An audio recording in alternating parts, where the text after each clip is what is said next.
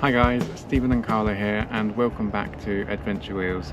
Now, coming up in this video we're going to be answering one of our most frequently asked questions, which is, can you give us a tour around our wheelchair accessible touring caravan?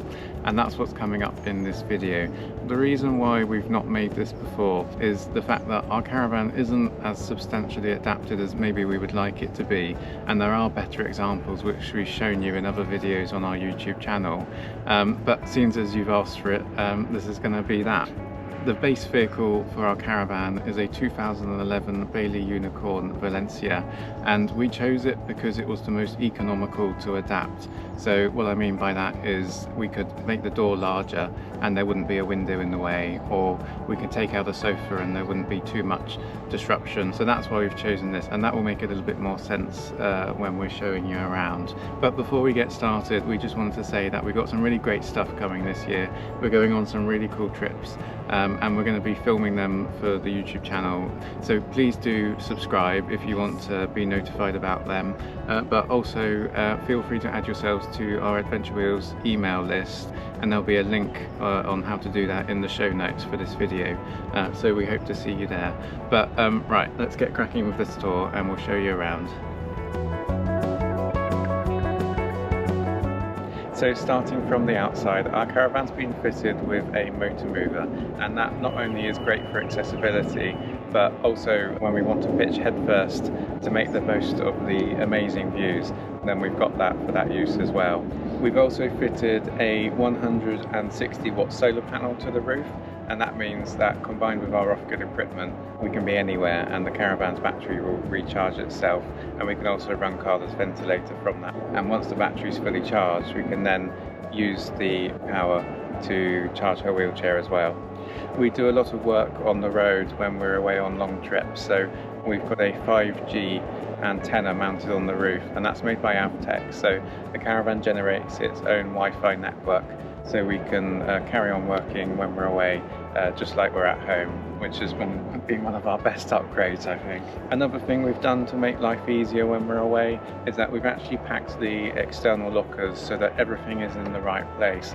When we unhitch the caravan on a campsite and we're getting set up, the aqua roll, the waste hoses, the water filter, all those things are right by where they need to be, so it makes setting up much quicker.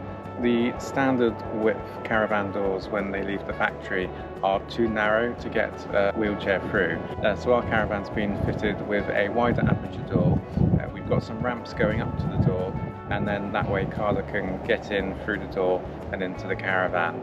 Our ramps can be left in place when the door is closed, so we haven't got to worry about taking them down and putting them back up every single time Carla wants to go in, which is really helpful. Okay, but come in and we will show you what's on the inside.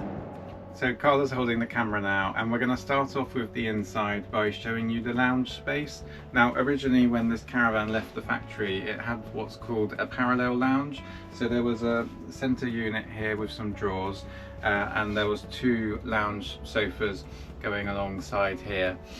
So we've changed that, we've made an L-shaped lounge, and that means that Carla has enough room to come up the ramps, turn in her wheelchair and sit comfortably.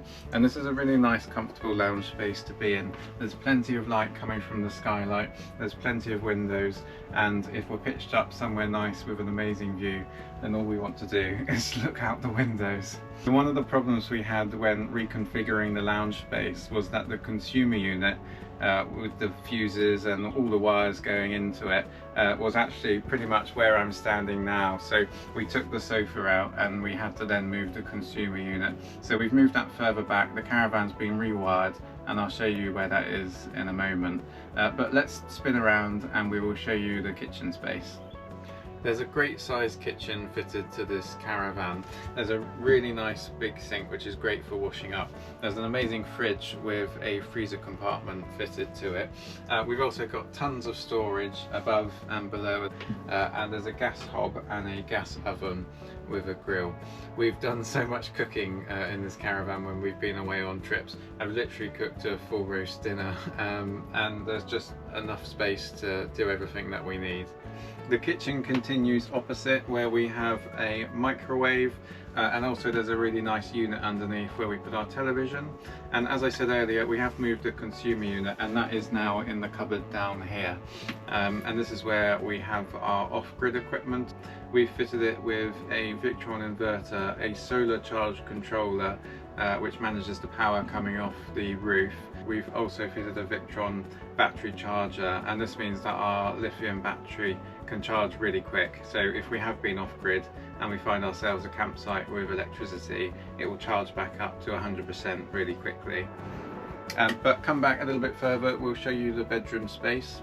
So back here in the bedroom we have what is quite possibly the comfiest bed in the world, and that's partly helped thanks to our duvet lay mattress topper, and Carla's actually written a review about that on our website, so I'll leave a link in the show notes if you want to go and have a look at that. But when we've had a long day travelling or a long day out exploring, coming back to a bed which is as comfy as this and is a really nice cozy space is great. Here we have a partition door, so if Carla wants to come to bed a little bit earlier, she likes being able to shut herself away and read a nice book or something in the evening.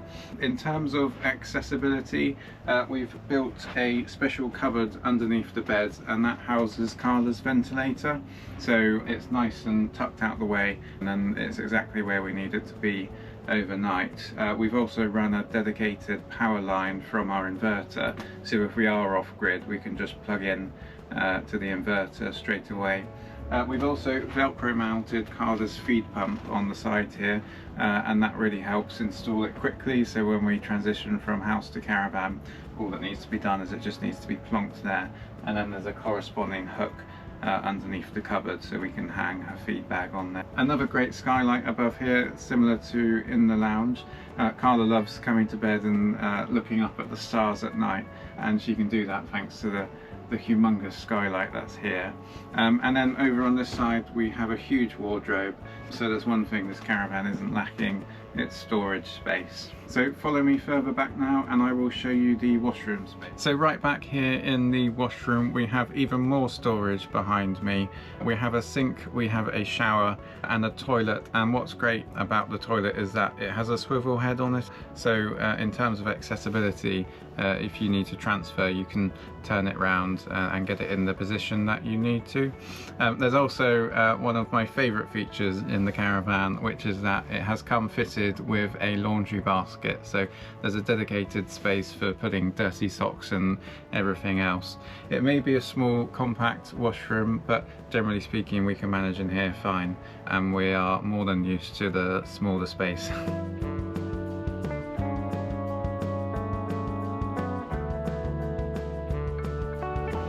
So there we have it, the tour of our wheelchair accessible caravan.